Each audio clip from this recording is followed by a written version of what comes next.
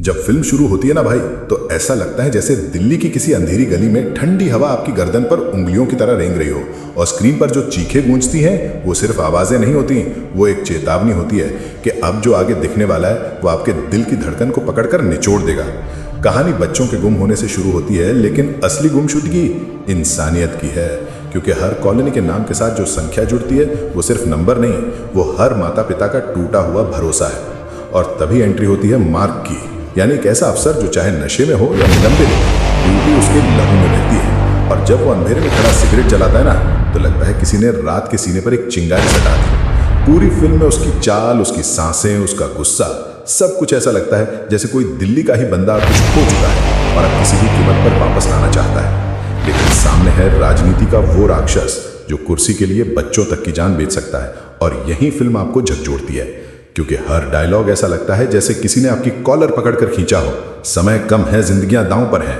और मार्क की दौड़ भागती नहीं बल्कि दहाड़ती है, जैसे कोई चीता नहीं, कोई इंसानी तूफान सड़क पर खुलेआम कह रहा हो कि गलत को आग लगाकर सही को जिंदा रखने आया हूं। कैमरा वर्क इतना टाइट है कि आपको हर फ्रेम में पसीने की बूंद, डर की गंध और उम्मीद की हल्की सी चिंगारी महसूस होती है।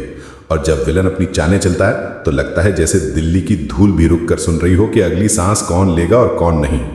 मार्क जब कहता है अगर मैं आया ना, तो पूरा थिएटर कुछ सेकंड के लिए सांप की तरह स्थिर हो जाता है। और उसका प्रवेश, भाई साहब, ऐसा लगता है जैसे रात ने खुद दरवाजा खोलकर उसे रास्ता दिया हो।